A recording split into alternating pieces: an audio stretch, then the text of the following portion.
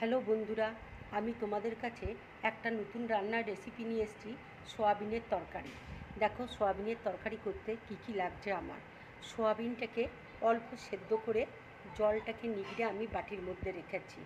এখানে দুটো ডিম নিয়েছি, আদা আছে, রসুন আছে, আলুকে ভেজে রেখেছি, পেঁয়াজ কুচি করে রাখা আছে, হলুদ আছে, কাঁচা লঙ্কা আছে, টমেটো আছে। এখানে লঙ্কার গুঁড়ো রয়েছে, ধনে গুঁড়ো আছে, জিরে গুঁড়ো আছে, হলুদ আছে, নুন আছে, আর কাশ্মীরি লঙ্কার গুঁড়ো রয়েছে।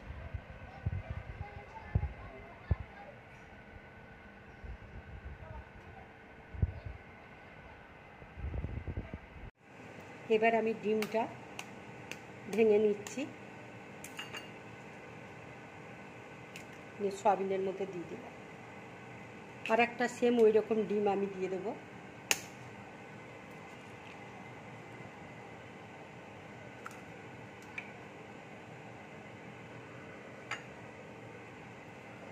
এবার ধনে গুঁড়ো দিচ্ছি, জিরে গুঁড়ো দিচ্ছি, একটু হলুদ দিচ্ছি, একটু নুন দিচ্ছি, একটু লঙ্কার গুঁড়ো দিচ্ছি,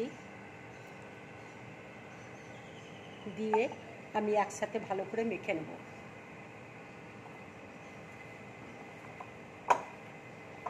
আমার ভালোভাবে মাখানো হয়ে গেছে, তেল দেখো গরম হয়ে গেছে। এবার আমি তেলের মধ্যে দিয়ে দিচ্ছি।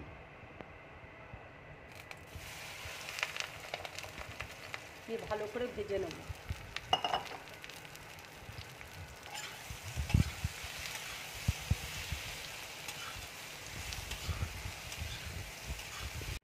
এবার আমি রসুন, আদা আর লঙ্কা এই তিনটেকে একসাথে বেটে নেব। দেখো সয়াবিনটা ভাজা হয়ে গেছে, এবার আমি বাটির মধ্যে তুলে নিচ্ছি।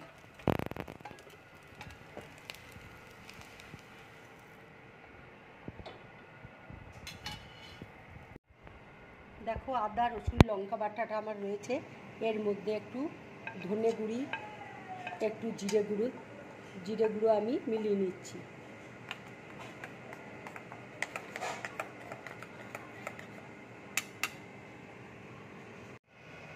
তেল দেখো গরম হয়ে গেছে, এবার আমি একটু চিনি দিয়ে দিচ্ছি। চিনিটা ব্রাউন কালার হলে তেজপাতা, গোটা গরম মশলা দেব। চিনিটা দেখো ব্রাউন কালার হয়ে গেছে, এবার আমি তেজপাতা দিয়ে দিচ্ছি। দেখো গোটা গরম মশলা আমি দিয়ে দিয়েছি, এবার আমি পেঁয়াজ দিয়ে দিচ্ছি।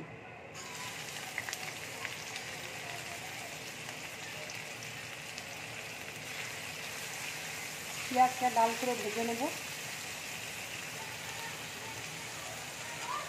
পেঁয়াজটা দেখো ভাজা হয়ে গেছে, এবার আমি টমেটোটা দিয়ে দিচ্ছি।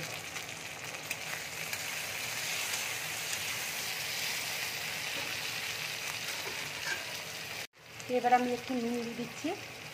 নুনটা দিয়ে দিলাম, টমেটোটা আগে একটু নরম হয়ে যাবে। টমেটোটাও ভাজা হয়ে গেছে, এবার আমি হলুদ দিয়ে দেবো।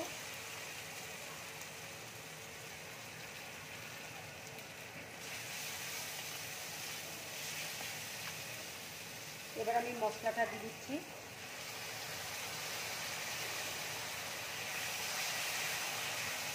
মশলা দিয়ে ভালো করে কষিয়ে নেব।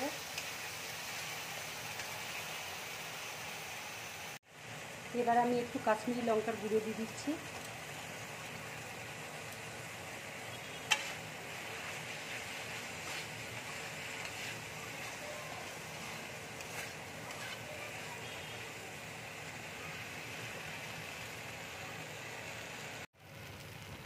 মশলাটা দেখো আমার কষানো হয়ে গেছে, এবার আমি আলুটা দিয়ে দিচ্ছি, সয়াবিনটাও দিয়ে দিচ্ছি।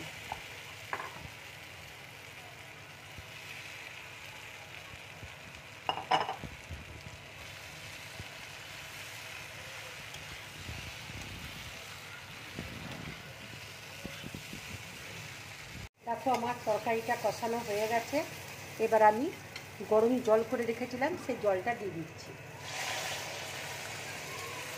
গরম জল দিলে তরকারির টেস্টটা খুব ভালো হয়।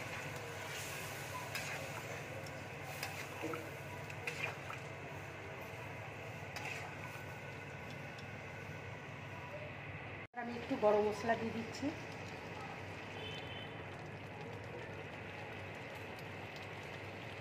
আর উপর দিয়ে একটু ঘি দিয়ে দিচ্ছি।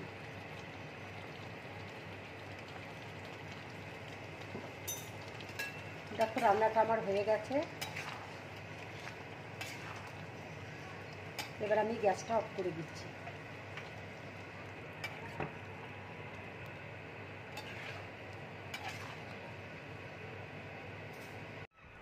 রান্নাটা হয়ে গেছে, এবার আমি বাটির মধ্যে ঢেলে নিচ্ছি।